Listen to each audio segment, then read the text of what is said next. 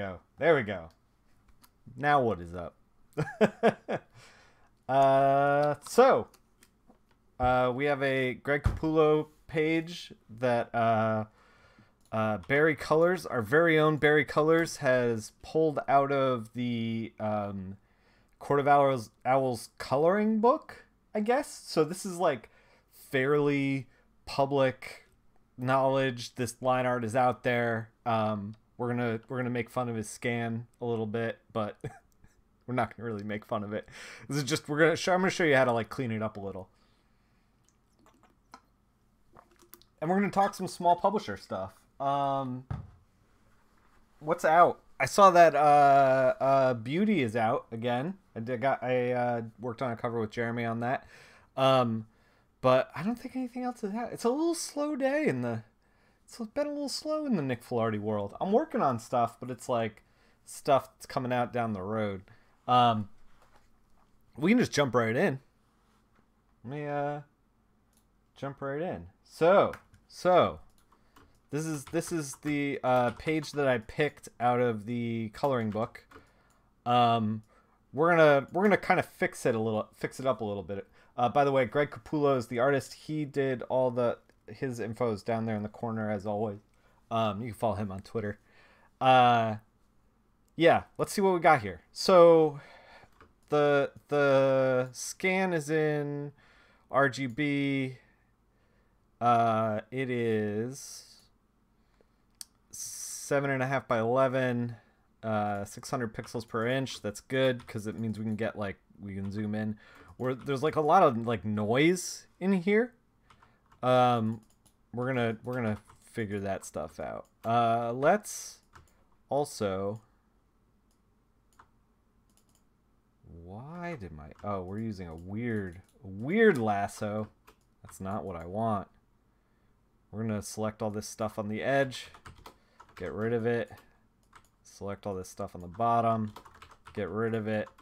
We're gonna try to before we start like tweaking the actual line art, we're gonna try to like balance this page out a little bit. So you can see that like Greg drew a very straight line here, but the scan's a little tilted. So all I did was pull a guide down from the ruler here. All that is click and drag. So we're gonna duplicate this. And we're just gonna turn it and kind of eyeball if it's straight, if it's not. That looks pretty straight to me. Looks pretty all right. We're having a little weird stuff going on because we're tilting like this whole thing. So here's what we're gonna do. We're gonna delete this guide. I'm just gonna select it and drag it back up to the ruler. Let's crop it because the page ends over here, so we don't need all this info. We don't need all this extra stuff. We're gonna give a good margin on the bottom, and then crop it over here as well. Oh, we didn't crop enough on this side. I'm just eyeballing this, by the way. Like it like doesn't have to be perfect. It's fine. For what we're doing, like this is like non-professional, like we're just having fun. We're just shucking and jiving. Like, let's just do it. All right. What else is going on in this Batman? Well, we got to fix the line art a little bit. Now, Greg like has all these kind of like subtle lines and splatters and stuff, and like I don't want to get rid of any of this stuff. That's why I zoomed in this far, because I want to be able to see it as we're like kind of tweaking this stuff. So I'm gonna open up the levels over here, and I don't know if you can tell on your screen at home, but like there's a non-uniformity happening here. As you can see, there's like chunks missing. There's all stuff all over the place. When you scan in a piece of art, it's probably going to look like this. Like it's probably not going to be what's called this threshold. So we're going to go in and just kind of like bump up the blacks just a little bit, make them a little blacker. and then like try to get rid of some of the dust and noise by bringing this the white to a little whiter. So it might have looked like I did nothing, but like here's before and after. We've basically like tried to de-dust. I mean, there's still like a little bit of dust and stuff around here. But we've gotten it to a point where I don't think we've like lost any of the, like if you look at like these tiny dots and stuff, we haven't lost them. So that's good. That means that like the delicate details within the page are still there. We can go from here and adjust threshold right here. And just click OK. And it should basically, we take like all these little jaggies, all this little stuff, and it's just black or white now. That's all it did. And it looks like I'm losing a lot of stuff when I'm like this close. It's like, oh, this, I mean, maybe I'm not losing that much, but it's like, oh, this line was like 1 pixel. It had 1 pixel of gray on there. It was a little thicker than normal. And oh, there was like a little bridge here. Like, what about this? What about these 6 pixels? Literally 6 pixels. What about that? Well, truth is, dear reader, and I know you're not readers, you're viewers, when you get to like this size, and this is even magnified from like where you would hold it like in your hands, like holding it in your hands, it's probably like this size, or like this size. You're not going to notice those 6 pixels.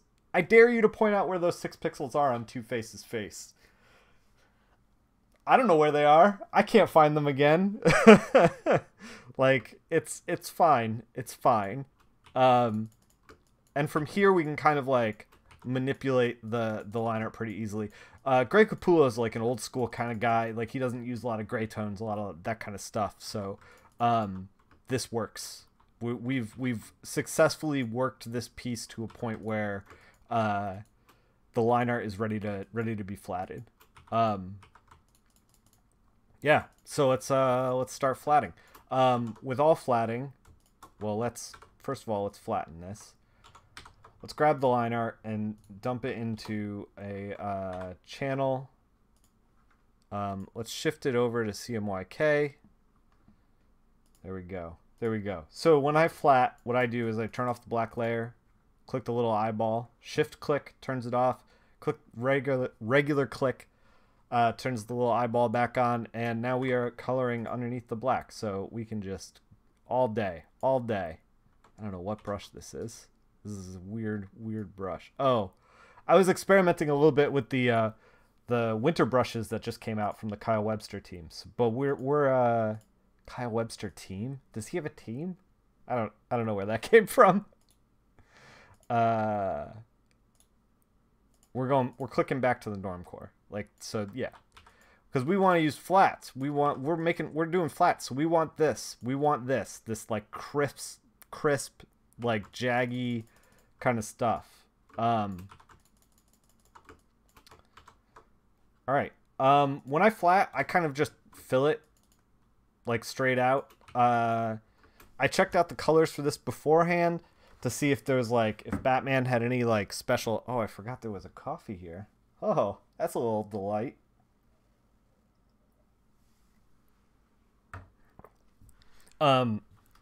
Yeah, so I checked out the original colors.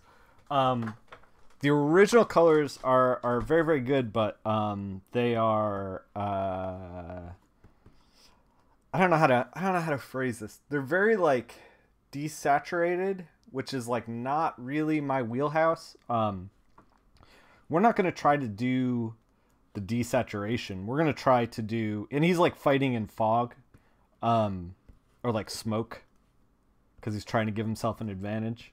Batman. So we're just going to select, we're going to start very general and go general to specific. I'm probably not, and you know, we're flatting, so I'm not like, oh, we got to pick the right colors. Batman has to be black. He's going to be whatever color we select for him. The thing about it is, Batman, we're not worried about colors, but when we get to there, I'm probably not going to be keeping it desaturated. It works within the context of Court of Owls, the pages that the colorist made, the decisions that he made. It looks great over Capullo's work, but it's not really what I want to do, and I kind of want to try something else. But one thing that I am excited to try, we're going to try live on stream, is using a little bit of smudge tools, because oh, this is still Batman's leg. I barely ever use smudge tools, and I've been reading the Jason Aaron Thor run, and I got up to the Matt Wilson stuff, and he's not really using, I don't think he's using smudge a whole lot, but he's using splatter like a ton. Maybe a little too much. Wink. Matt Wilson, don't come at me. For my taste. But he is, for like, there was like a couple parts with like this is like the tread on Batman's boot, I think. For a couple of parts that Matt was working on, he was making these like clouds. And the clouds looked really, really good. The clouds look great. And I don't know if it was like the artist was doing them in grayscale and then he was painting them, or if he just straight up painted them in, or like what the like order of everything was. But it doesn't matter. They look great. And it made me want to like get into kind of like smudging stuff a little bit. Hey, Comics and Stuff. You are the first chatter of the day. I'm like in here all alone by myself. I can say whatever I want. All my spicy takes. But now you showed up, and now I can't let my spicy takes loose. No, we're still gonna let some spicy takes loose. We're gonna talk about what was happening on Twitter in the last couple of days, which was that some comic book companies, smaller press companies, came to light that they were not necessarily paying their artists, and that and I'm not going after specific publishers or anything like that. I mean, they know who they are. The artists know who they are. Like, I don't actually need to go after them because, like, everybody knows. It's not a secret. And I think they released a statement anyway. TED Talk of hot takes. Somebody got a buzz cut. Yeah. Got a haircut yesterday. Yeah,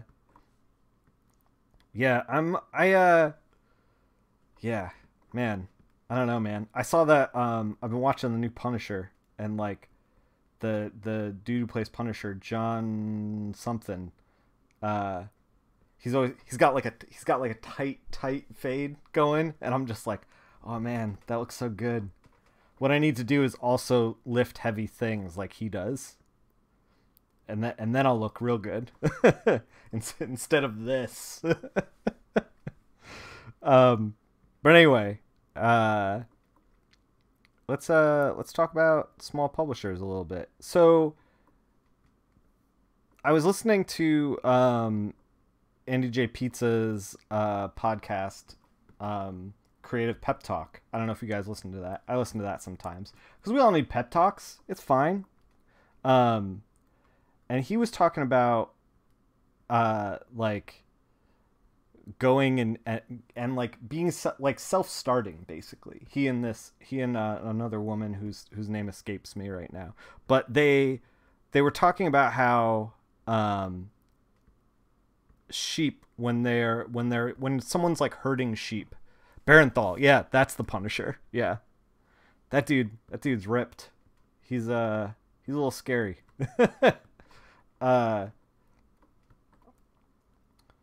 But yeah, they were talking about sheep and how sheep will, and I didn't know this about sheep, if you like put an obstacle down for them to jump over, as you are hurting them, if you take that, if they like jump over it a few times and then you take that obstacle away, they still jump over it.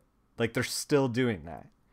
And I kind of feel like that's what's happening in comics right now with small publishers.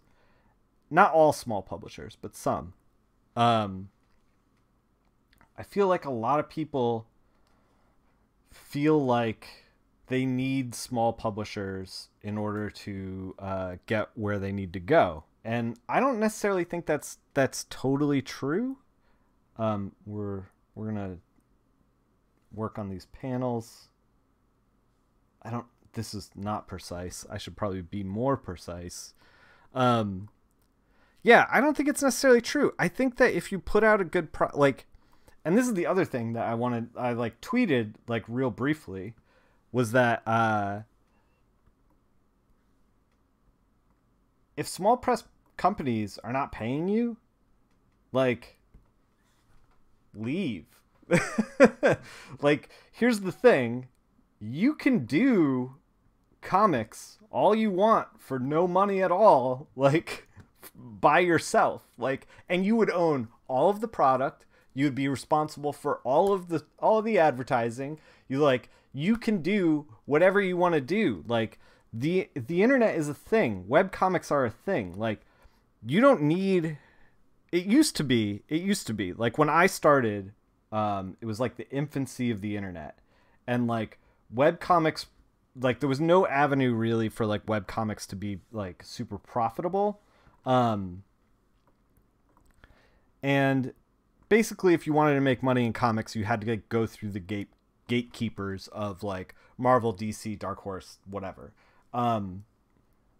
And nowadays it's not like that at all. Like you can get motivated. You can make a book and put it out there.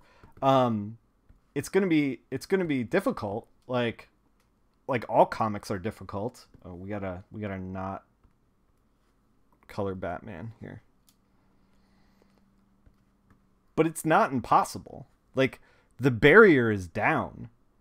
Like, I feel like when people talk about like how they need small press stuff, you have arrived. I feel like when people talk about how they need small press, they don't realize that like small press actually needs them more than they need the artists more than you need them. Just real quick, I also want to talk about how I don't know that like, all right, we're gonna create a structured. I'm like trying to figure out the flats and also talk at the same time. We're gonna create like a structured kind of discussion here. First of all, if you are getting out of school or you're starting to make comics or whatever, and you think you need self-publishers, you don't. Like, if you're working a day job and you're making comics on the side, yes, it would be nice to be paid by a small publisher, but if they're not paying you, if they miss a paycheck, you're making comics for free anyway. Why not make something that you are proud of? That's your product. That's can confirm that Twitch for Android is total dog shit. Hey Jimmy, like you have the keys to the castle. If you think you can make an engaging product, like you don't need anyone's permission to just go. Like, making the thing is the hardest part of making comics. If you can do that, like, you don't need my permission. You don't need, any small publisher's permission. You can make pages and you can put them out there. If you make like a backlog of pages, here's the thing, is like, nobody's gonna like, there's this idea of like, someone's gonna come along and whisk you away to the end result of what you want. Of like, somebody's going to come in and be like, hey, you're really great. Join my publishing company. I'm going to pay you a lot of money and you don't have to worry about a thing. And I feel like artists have this kind of like idea that this is going to happen to them, because they're like, well, I'm just going to make what I want to make and I'm going to wait for this person to like come by and whisk me away to like my better kind of like life. And like it doesn't work that way at all. Even when you're working with a publisher, it doesn't work that way. Every day is a hustle, and you got to treat it as such. The other thing is that you gotta treat it like oh, we're selecting this panel down here too. Well, I guess we can do this panel too real quick. We're just grabbing the background. The thing is that even if you do get picked up by a self-publisher or a small publisher, like chances are the small publisher might not have the same reach that you wouldn't have just by yourself. Like, I don't know about you guys, but my local comic store doesn't actually carry a lot of non-DC Marvel stuff. Like, they can get it picked up, but then at that point, it's like you're getting somebody to go into a comic shop, bring in your code, and buy your comic when you could have easily just sold them a comic on Etsy or sold them a PDF on Gumroad. I've bought a lot of comics over the last couple of years from Etsy, Gumroad, Kickstarter. Like, you can just make comics, like, if that's what you want to do. And like, if you make a good product, if you get good buzz, if you're connected in the community, like, you're going to like make some money. It might not be a lot of money, but it'll be a little something. And like, that's exactly what a small press publisher offers. We goofed that. We got to do this part up here. That's their whole thing. They're giving you a little bit of money to make this thing, and then they're putting their name on it. Now, you might be saying to yourself, like, well, it's important to be published. And I don't disagree. But there's also like, I feel like sometimes people can get into this mindset of, you know, I gotta get published, I gotta get published, I gotta get published. And they're like grinding out the portfolio. Nick hates comic shops. No, I'm not. Look, I'm promoting circumventing the direct market if you are trying to break into comics. If you feel like you have a good idea and you can do it, like, do it. There's literally no one stopping you. Sell it to comic shops. Like, if you make a good product, like, cold call a comic shop and be like, yo, I made this thing. I have like all these copies of it. Would you like to buy some? Let me talk to you about it. Can I send you a promo? Like, it's not like there's a barrier. Like, we talked with Robert Wilson IV a while ago on this channel, and I was like, hey man, how'd you get into doing music posters? Like, that's a really cool thing. You're doing movie posters, you're doing music posters. Like, how did you get started with that? And he was like, oh, well, I just called the venue and I asked if I could. And it's like literally that easy. It's you do this, you like do that until somebody says yes. You do that until like you like you can make this happen on your own without a publisher. The high street is dying and it's all my fault. Yeah. So like there's no like, I feel like the gatekeepers that used to be out there are no longer out there. Like, if you think, there was an image that was floating around a while ago about a sailor, and it had like all the different tattoos. Whoa. Had all the different, we're going to pretend that didn't happen. All the different tattoos on them, and what they meant. And the woman who made that, it like went viral and got a ton of clicks and whatever. And she had set up an Etsy store with that. So she was selling it there. And she was selling at a discounted bulk rate to places that are like nautical museums. Like, what I'm saying is that you as an artist don't need to wait for a small press publisher to like take a chance on you. You can pursue a lot of different avenues right now. You don't need anyone's permission to start a Kickstarter, to start a Patreon, to start like posting your work online. You can give comics away. You can call comic shops. You can create posters. You can create pins. Like, there's a lot of different ways. The problem is that like all this stuff requires time and energy, and like you need to put the time and energy into it. Like, that's the crux. But you don't need to wait. You don't need to wait for these like publishers to like take a chance on you. It frustrates me to no end when I see creators getting like the shaft from publishers, like what was happening when people were talking about it on Twitter, like this so and so publisher isn't paying people. It's like, if you miss a paycheck, just walk, just do something else, like, I don't mean to, like, I know that you need a paycheck, but like, if the thing you're doing isn't yielding the paycheck, there's a lot of other things that you could be doing to yield that paycheck. You don't need to continue. And then here's the other thing. If like, you're like, well, I got to get published. We're going to turn the smoke green, by the way. Not because it's going to stay green, but just because we need to make things different. And we're going to make Croc green. And oh God, we've made a mistake. No, he's going to be a different green. I think this is Croc. It looks like Croc.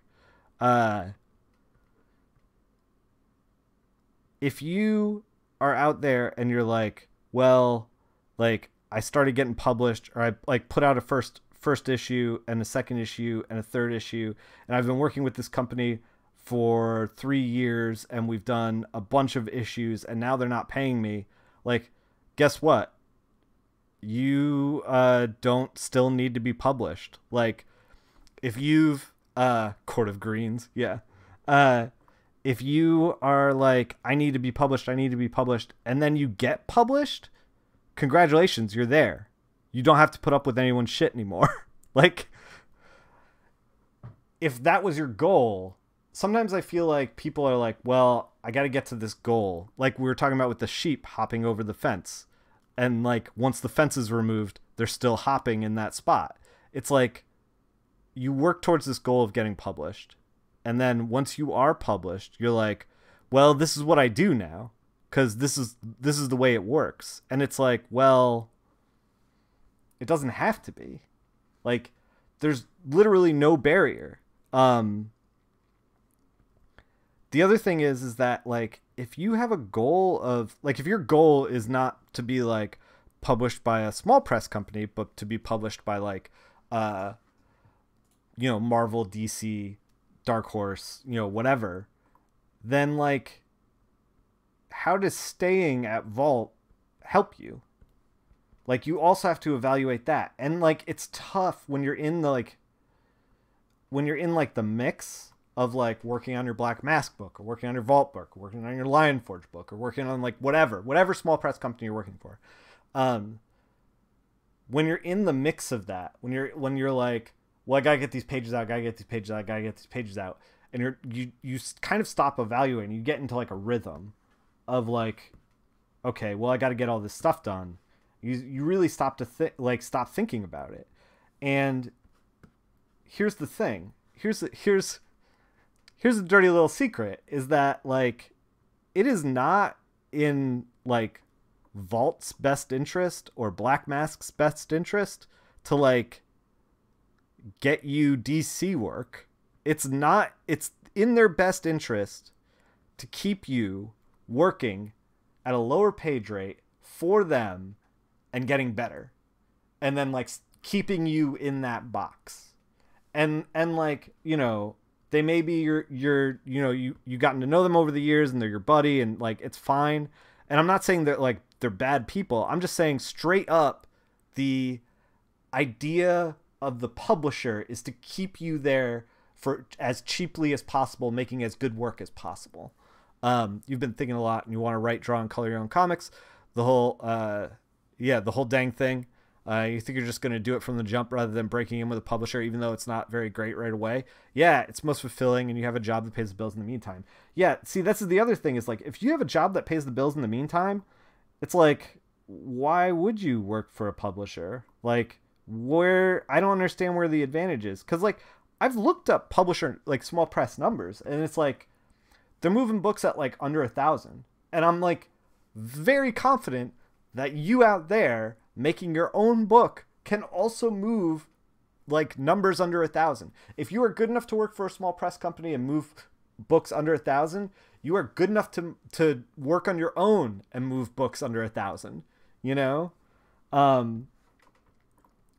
like it feels like the idea of like I need to work for a small press company because they have reach or resources is like not. It's like not a thing anymore. It used to be a thing back before the internet. Like it used to be that like you did need like the person's permission or whatever, but like now it's kind of like, well, what are you working towards? And this is like the fundamental thing. If you're working towards like a Marvel DC like gig, I don't think that like staying at a small press place for a long time is really the way that you're going to get there. I think you're going to get there by meeting Marvel and DC people and showing them a portfolio. I think you're going to get there by doing your research and figuring out like what they like and going to them and talking to them and being like, hey, this is what I'm up to. Is there anything not working here? Anything you don't like? There are different editors will have different processes, and we're talking strictly editorial. Like I don't even want to get into the way that you like. I personally feel like it's a better way to get work is through teaming up with artists rather than as far as coloring goes, rather than teaming up with editorial. Not any disrespect to editorial. It's just like that's the way that I've had the most success is having like an artist books a gig and then they're like, hey, I want to work with my buddy Nick. You know, like that's kind of like the backbone of like 90% of my gigs. It's still advantageous to get that book in previews. Diamond can carry a book from a publisher they have a relationship with. They'll carry a self-published book, but it'll be tougher to be accepted. Yeah. I just like when we're talking about like literally just starting, I just don't know if like here's the thing. I've never gotten a gig, gotten work that was like, well, we want you to come work for us, but you haven't worked enough as at a small publisher. You've never been in previews before. Like I've never booked a gig that was like, well, we can't because you're not in the process, you know? Like that has literally never happened. I think that if your work is good enough, you can go anywhere you want, you know? Like I remember Sean Murphy, and I know we're not all Sean Murphy, but like he right out of college like booked a Dark Horse gig, like right out. And like you may need time to get to that level where you're like booking Dark Horse gigs, but like you also don't need permission to start using that, to start in on that time. Like if you can't get like picked up by a small publisher, I don't think that's because you're doing something wrong. Like I think that if you're not picked up by a small publisher, you should just be like, all right, let's do all this other stuff. I'm gonna still work, like still do the work, still put in the time at the drawing table, and just like do it on your own. Kickstart, Etsy, like make a zine, like photocopy some stuff, hand it out at cons. Like there's a lot of you mean in terms of pitching an idea to a small press publisher versus pitching yourself work for hire? Yeah, but like I don't even know that like getting in previews is like necessary. Like it just feels like the world is too big and wide. Work for hire is different. Yeah, for sure. The world is too big and wide to like wait on somebody to like give you permission is my point. Is like there's like too many other like great avenues in comics that like were frankly not available to me when I got out of school that I wish were. So it frustrates me when I see people trying to like grind out small publisher stuff, and it's like, dude, just go. Like, I don't know. Previews isn't necessary because I hate comic shops. No, that's not true. I love comic shops, but like, you can also be like, you know, I plan on. So I'm kind of in a similar boat to where you guys are. Like, I'm working on pages. I just finished my first page since college. I'm penciling, I'm inking, I'm doing it all. Like, and I have zero desire to like try to figure out how to like work for Black Mask or like work for Lion Forge. Like, I don't have any desire. I want to do my own thing, make it, and then like package it out for you guys. Like, I don't think that working for Black Mask or Lion Forge or any of those places is gonna like actually do anything for me. My end goals are to like make a thing that I'm proud of, that like I'm excited. Oh, we forgot about Croc in this panel. But like, even beyond that, is Two-Face in this? I don't think he is. I think he's just up here.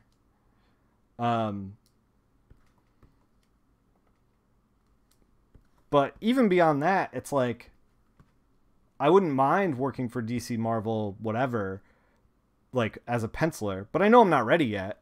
So like, I'm just going to keep doing what I do until I am, you know, like and you know, if I never am, I never am. Like, I don't know. It's like this idea that you have to stay in this box, I just find like so absurd and frustrating. And then like beyond that, like to stay in this box that also abuses you as an artist, like, do not stand for it. They like ask for the page rate that you want to ask for. Ask for the deadlines that you want to ask for. If they can't make it work, like, you walking away from a bad situation is not the end of the world, you know? And here's the other thing. If like somebody at a show or whatever is like, "Hey, why'd you quit that book? I really liked you on that book." Be like, "They weren't paying me." Like, most comic readers are savvy enough to be like, "Hey, I get it." You know, like, I just realized I'm getting fired up and I'm yelling and like my mic is in the red over there. I'm sorry about that. I think like most comic readers are savvy enough to like not want to support companies that aren't supporting their artists, you know? I don't know. But I also, it's different because like I'm coming from a place of like, you know, I understand that I'm coming from a place of like, I've achieved a level of success and blah, blah, blah, blah, blah.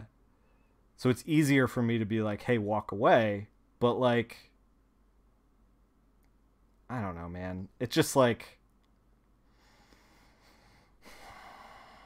it just breaks my heart to like see people like gnashing their teeth over being like abused by a company that like maybe you don't even need.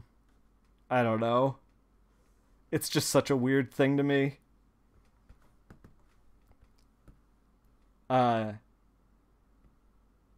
Yeah, but like, the other thing is like, I don't think that I ever, like, I'd never ever like I was saying before, hire somebody based on like where they worked and whatever. Like, I just like look at the work and be like, "Hey, can you do the work?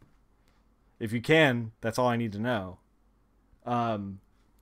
Yeah, it gets me especially fired up because like, it seems like this is a trend in comics that like, and especially in the last like 10 years, it seems like there are companies at the bottom who who are like kind of like dragging everything else down, as far as like page rates and things like that. And it's just like, you know, it doesn't feel right, you know? Like it feels like kind of, and like, I don't think that these companies are like trying to be scummy. I think they're just like, this is our page rate. Like, you make the decision you want to make. You know, I think that they're being transparent, and, you know, people are making the best decision they can. And whoa, that is not what we wanted to do. You know, I don't blame them, but like, I just don't want to see people like taken advantage of, you know? I want people in it for the right reasons. And if they feel like, and if the reason that they showed up was to be like, I'm going to work for a publisher so I can work on a comic and get paid, and then they're not getting paid, like, guess what, buddy? You can make any comic you want on your own time for nothing. And it's like, why are you letting them jerk you around, you know? I don't know. Oh man, I get fired up about this. As a person who has been dicked over by small publishers before, it gets me fired up. I worked on a book that I got 3 issues into before the company just like collapsed, folded. Never got a paycheck for any of that stuff. Did 60 pages for nothing.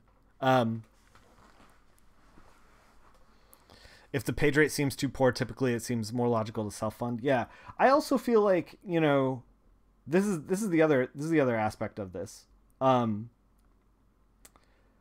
If you are, and this is like something that I wish, like, you know, they taught in schools and art schools and things like that, is like, run your shit. Like, if the page rate is low, like, honestly, look at the page rate.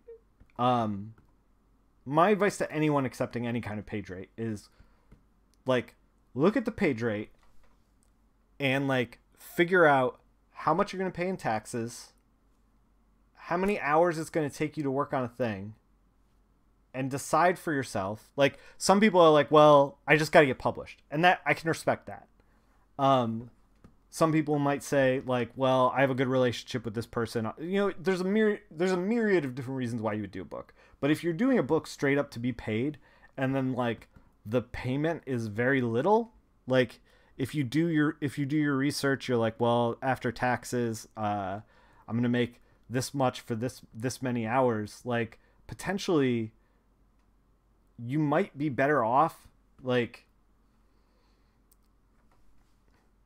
The thing is like, when you make a comic, you have X amount of hours to work on the comic, and the comic takes up a long time, especially if you're like penciling, inking, like that stuff. That's a lot of time. That's maybe like six weeks worth of work.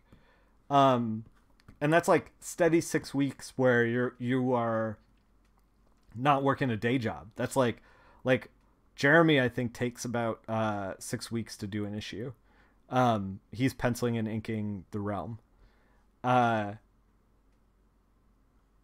If like you're putting that amount of time in and you're not getting paid appropriately, it might be better off for you to like diversify, for you to do something like, I'm going to do, instead of 6 weeks, I'm going to do a comic.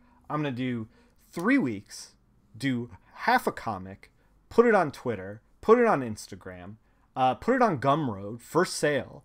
I'm going to spend the other 3 weeks hustling those pages to editors, to other companies. I'm going to spend 3 weeks doing pins and buttons and like stickers, and like I'm going to spend 3 weeks putting together a Kickstarter, like, and try to get paid like what I think I should be paid. You know, I think that if you are in it for the money and the money isn't there, like, stop.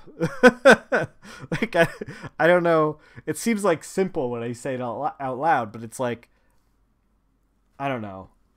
Comics are also like one of the things that I really love. I really love comics. Obviously. Um, I love the medium. I love comics. I've worked for low pay before. I've been screwed over by publishers before. It's not anything new. I think if you talk to any veteran within like uh, comics in general, they will all say the same thing, that they've been both screwed over by a publisher before and that they've worked for low pay before. Um, the thing is like if that's like the reason that you're there, like you can do other, I don't know. I feel like I'm repeating myself, but man, and it's like I understand too, like coloring is a rough gig, because you're trying to practice. You need pages to practice on as a colorist. Like we've moved on from talking about penciling and inking. Um, Here's the thing: there are a lot of black and white books out there for you to practice on. Like we're working on a page right now that's from the Court of Owls coloring book that Barry Colors provided for us. But that book is out there, can be scanned. You can work on it. Professional grade line art, like ready to go. Um, is this like a cape that he's holding on to? I think so. Is this Robin? Might be Robin. I don't know who this is. Um, and the other thing is like, if you start a project with an artist, if they promise only back end, expect no money. Yeah, that's the other thing. The only time I've ever received any kind of like back end pay is on successful image gigs, and Marvel and DC work. I've like, I've never worked at a small press, and no, that's not true. And Oni's given me back end as well. Um, but I've never worked on like, I don't know, like early in my career when I was working at companies that don't really exist anymore. I never got any kind of like back end pay or whatever. A lot of times, like, read your contracts. Here's the thing: is like all the data is out there. Like, read your contract. If they're like, hey, you get back end pay once we sell X amount of issues, you can then go look up how many issues the average book they are like selling. Like you can spend the time to do that and then be like, oh, well, I can expect no back end pay because you're never hitting that mark, you know? Um, there's all kinds of resources out there for you to figure this stuff out. Um, I just want you guys to make the like most informed decision that you can. The thing about comics, and this is what I was going to get into before, like I love comics, but a lot of times comic work can become consuming to the point where it's like, well, you know, like I gotta get this issue done, and then I gotta get the next issue done, and this especially happens with smaller press stuff because they're not paying as much. And I'm not advocating that you ask for Marvel and DC rates right out the gate, because like that's also unrealistic. But when you work on small press stuff, you essentially have to do, hey Kate, when you work on small press stuff, you essentially have to do double the amount of work to get the same amount as like a living wage, a page rate or whatever, if it's like low rates that you're working on. So because you have to work double the, like twice as much, you're also like in this state where you are just like always tired. You're not thinking clearly. You are saying yes to everything because you feel like you have to, because the bills are piling up. You know, it like, it turns into a situation where you might not be making the best decision, and that's because you haven't just like slowed down and thought about it, you know. That kind of stuff is really tough to navigate, especially when you're starting. Like I feel like so many people when they start working in comics, and they're looking to get published, they're younger people. Like I say that as a 38-year-old, 37, I don't even know. But like I know that when I was like in my 20s and I was like fresh out of school, early 20s, like I didn't scarcity mindset studios, what poverty does to the mind, decision making is heartbreaking. Yes. But like when I was,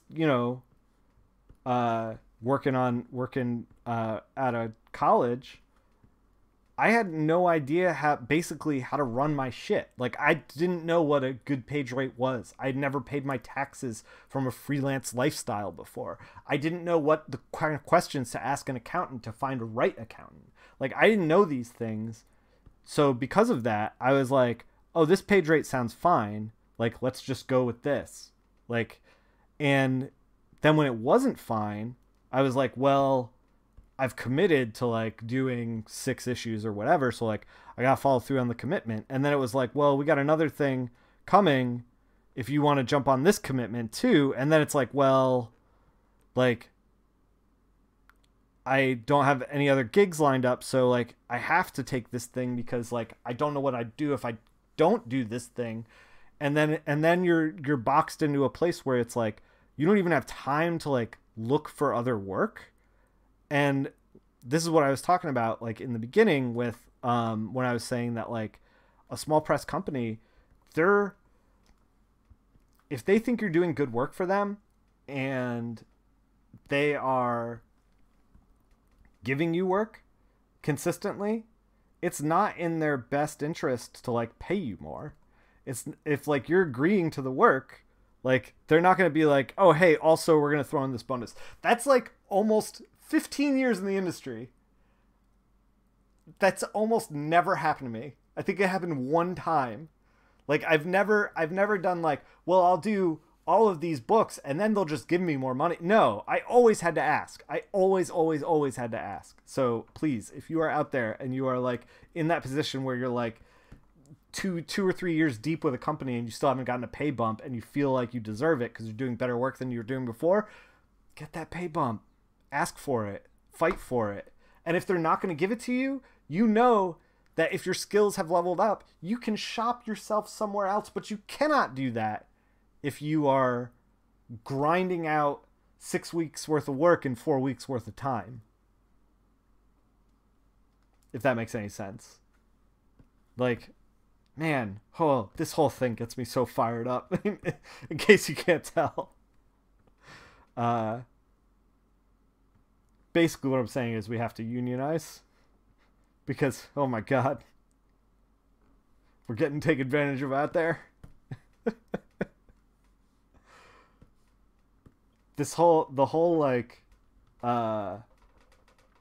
movement of like that people were talking about a company not paying their artists on time and like falling behind on payments and then not paying some at all, and then they're like doing damage control and releasing a statement that like was whatever. Like this whole thing, I'm just kind of like, hey everyone, you're more valuable than this. Like you don't deserve to be jerked around.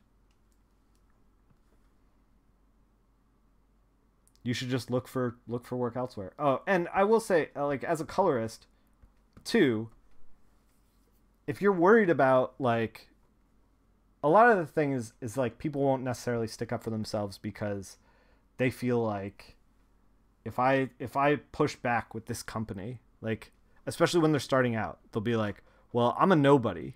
Like I got barely any credits under my name. I don't have a lot of like, clout in the industry. If I push back with this company, like they might tell me no and like they might blacklist me. And like the thing about that is that like and this is true for most things.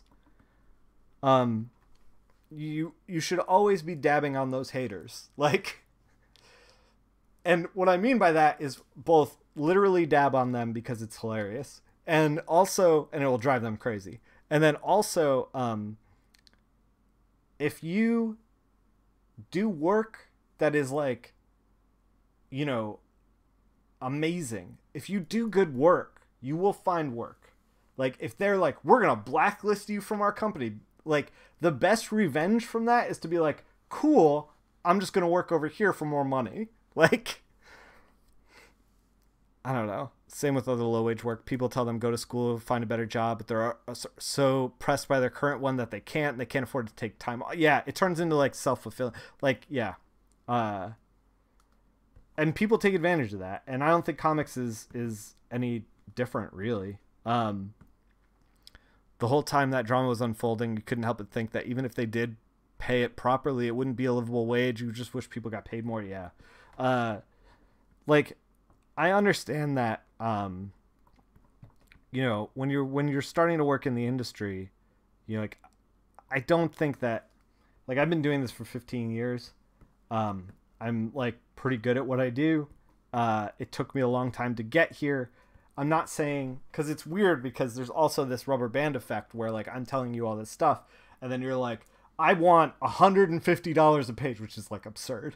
Like, I don't get that. But you're like, I don't want you charging in and being like that, because it's like, you also have to properly evaluate your worth within the field. Because, like, there's a point where it's like, if you ask for too much, they're like, well, we'll just hire Nick Filardi at that rate. You know what I mean? Like, it's a tough, like, thing to navigate, but this is the business side of comics. You would also say that any company that would blacklist somebody over asking for more money is probably not a company you want to work for in the first place. Thank you, Charlie. A person last year was afraid of being blacklisted from a con because they wanted to leave early due to no attendance and low sales, and other people talked them through it, basically saying, if it isn't making any money, don't worry about the blacklist. Exactly. Like, think about like what you need. Like, do a risk assessment. Like, people are so afraid to rock the boat in this industry. And I feel like this industry also attracts a lot of people who are introverted, who are empathic. Does that mean they can empathic? Is that a thing, or is that like a supernatural thing? That might be a supernatural thing.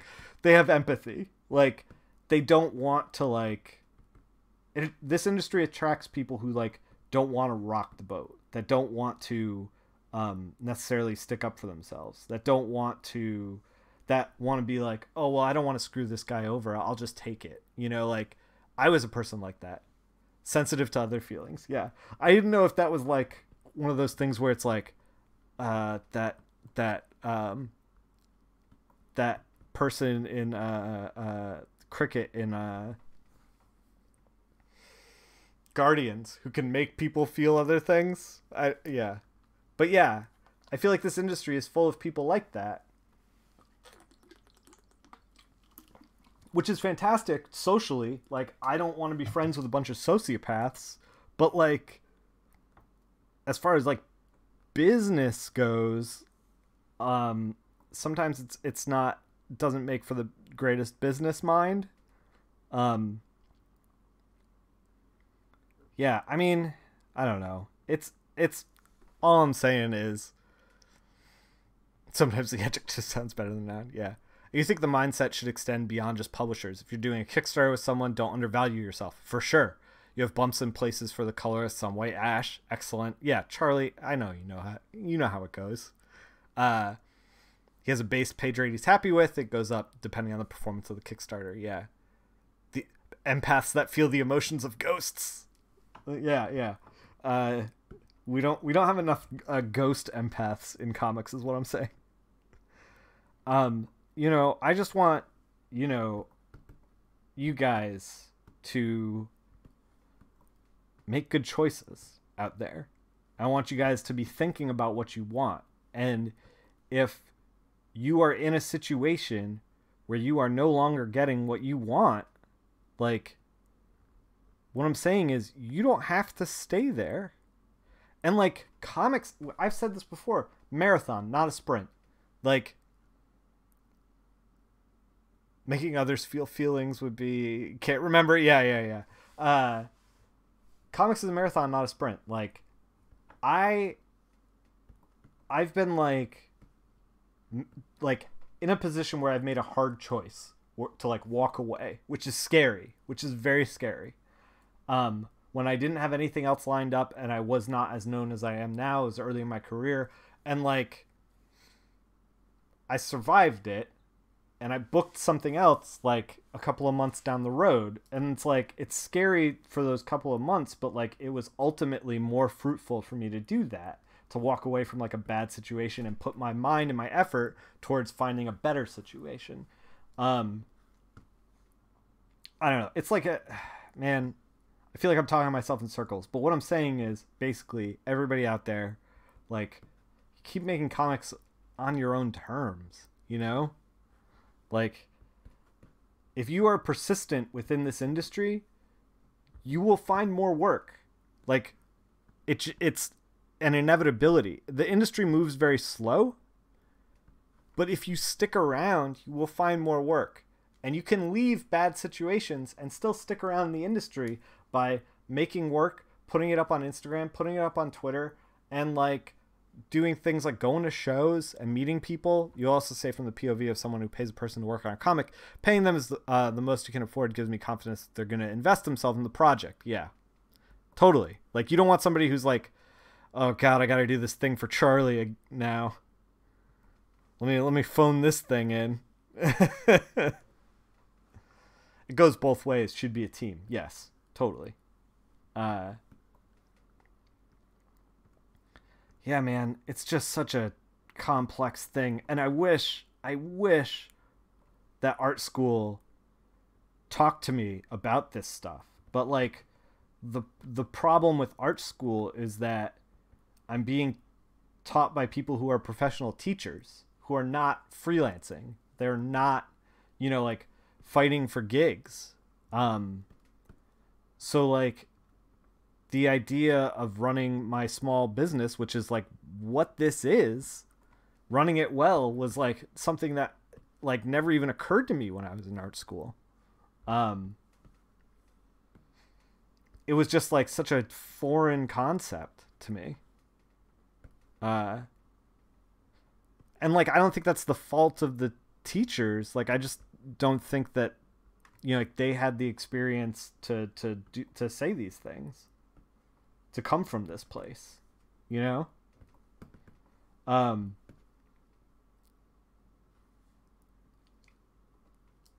wish I got some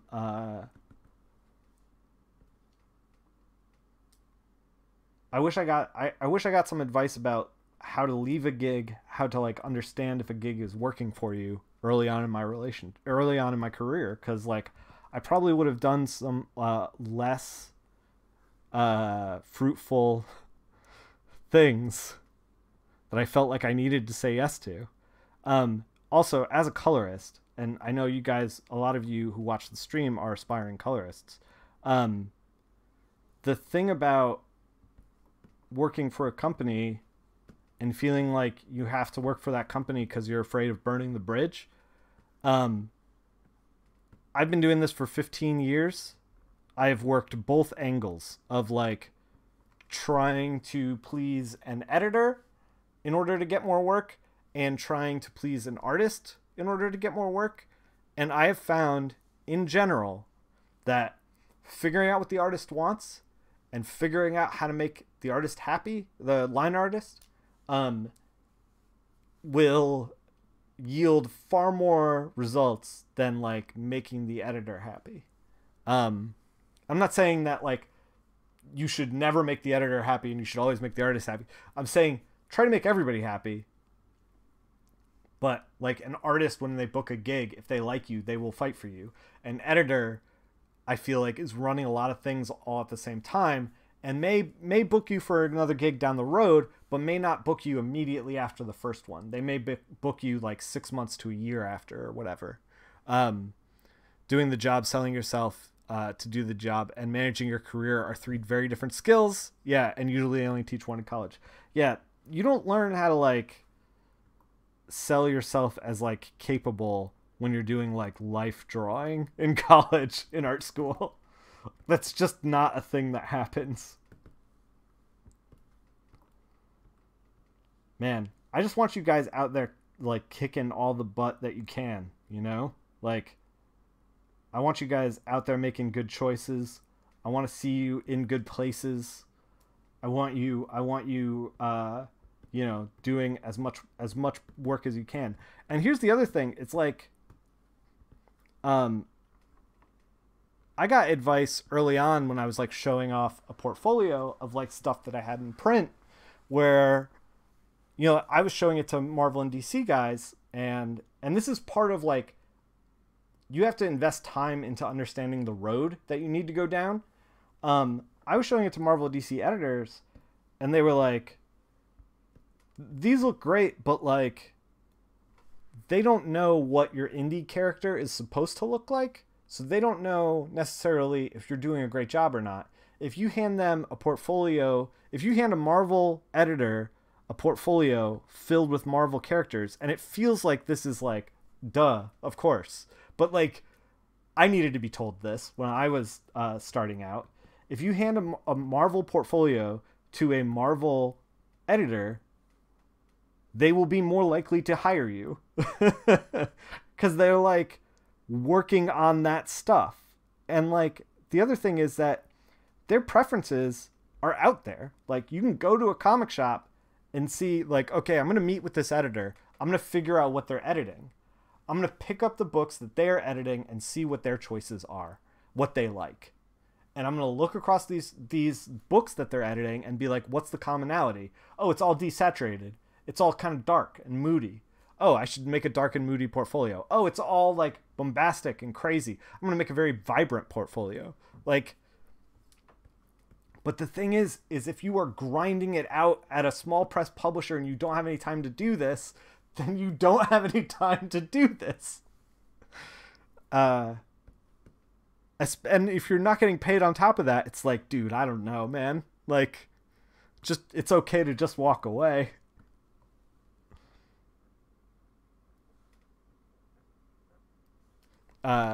Doing the job. Yeah. I'm caught up with chat. We're getting close to finishing this. We got to do these guys down here, but that's about it. All we're doing is flatten today. And we're gonna work on this page. We haven't done a full page in a long time. I'm actually very excited about it. This is gonna be multi-part stream because this did not work. Look at this. Look how sloppy this is. Yeah, this is gonna be a multi-part stream because working on pages takes a little more time. So we are gonna flat it, and if you guys want the flats, you can have them. I'm gonna put them in the YouTube description. I'm gonna drop them in the Discord. So if you guys want to, my YouTube link is down below. If you're on Twitch right now, you can subscribe over there. And when this video goes live up there, which should be later this week, you can grab the flats if you're not in the Discord. Which you should join the Discord. We hang out, we talk. It's good. It's good. Good people in there. And like, yo, you can make connections that way. I was talking to a buddy of mine about like when he was starting out in comics, and he went to a convention and was just like in line for a portfolio review, and he like just became friends just waiting in line with like the person in front of them. And then that person was like, hey, what do you want to do after this? Do you want to get dinner or something? Gallery. This is Mr. Freeze, I assume. We're just doing flats, so we don't have to get the colors necessarily right. I just want to kind of get everything semi-correct. We're not altering anything up there. No, we're exclusively working within this panel. Excellent.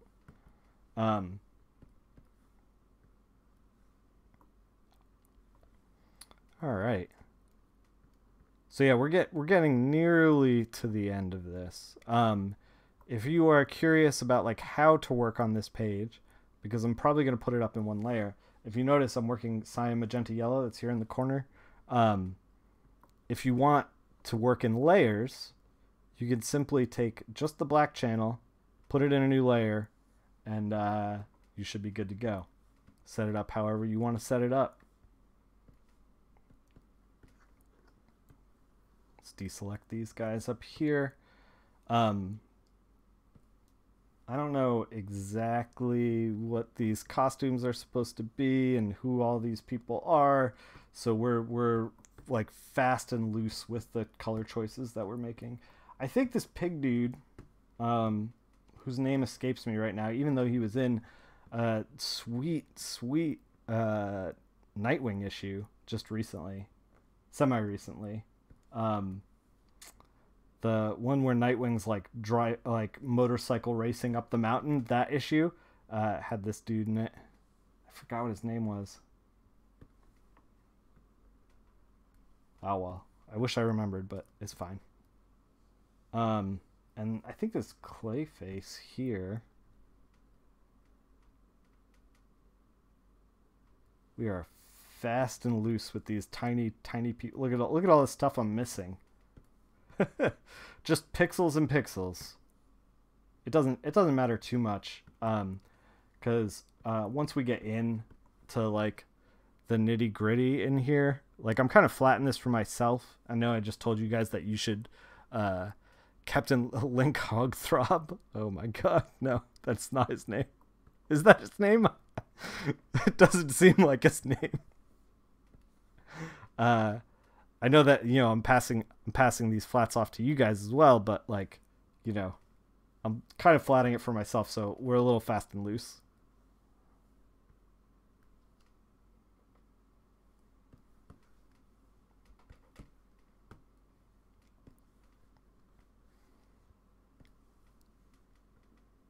Is that real? Is that his real name? Is that real, Charlie? Pigs in Space? Oh, it's Pigs in Space. Okay. I was going to say, because it sounded like a name from media that I recognize, but I do not think that is the appropriate name. All right. We're working on this weird faux Robin, I guess. This is Robin. I don't think this is really Robin. I think these are all Arkham inmates, but we're making a weird version of Robin. There we go. We're a little sloppy in here, in case you can't tell. Let me zoom in. I see all these pixels. I see. This is a little too sloppy for my taste. We're going to, real quick. Hey! 3-month sub. Welcome to High Society. The Colorist Society. Comics and stuff. Thanks for hanging out for 3 months. I think we're done. Save it. I'm trying to think if there's anything on here that I would like flatted that is not necessarily flatted. Looks pretty done. I just want to take a second though and talk about this page in general. If you are an artist and you are watching this to see me talk about small press publishing and my opinion on that and all that stuff, I will say that like I'm working currently. I just drew a page, first page in like 10 years of my career, from scratch, and I've been kind of like trying to figure out how to draw full figures. Like I don't draw a lot of full figures. I didn't in college, and I kind of like paid for it. Like, you know where your weaknesses are. Everybody does.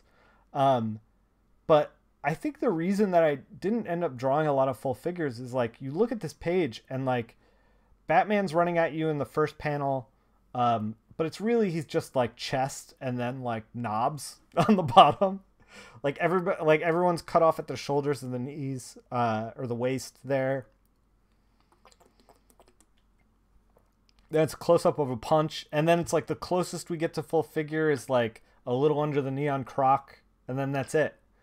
Like, comics is a weird thing, and if you feel like for whatever reason that you can't make comics, I want you to know that like it's easier than you think it is, because there's a lot of like little tricks and techniques that you'll pick up along the way to make the actual draftsmanship a little bit easier on you. And like Smoke in this Arkham Asylum is one of them. Like, he didn't have to put all the smoke all over the place, but because he did, he made it a little, A, he made it more interesting and dynamic. B, he made it, Capullo made it so that he does not have to worry about anchoring people down as far as like putting their weight on feet hitting the ground. And he also created an environment for us as a colorist to really go crazy. So this page is going to be really fun to work on, and it's probably very fun for him to draw. You know, Batman fighting Arkham Asylum, it's a classic. So anyway, I think we're gonna call it there. We're gonna stream tomorrow, but we're not gonna stream this. What we're gonna stream is more Battle Chef, because I want to kind of jump into that again. We've been playing a little bit of Battle Chef Brigade, which is like a little side scroller combat, but also a puzzle cooking thing. It's super fun. Boyk suggested it. He's a subscriber, so he gets to suggest things. If you want to, you can tune in for that. It's going to be tomorrow. And then I'm going to be back to this. We're going to start to color this page on Friday, hopefully. If everything goes normal, Friday, we're going to be working on that. Until then, everybody out there, keep making comics on your own terms, all right? I want to see everybody out there happy and paid. All right? See you out there. Happy and paid.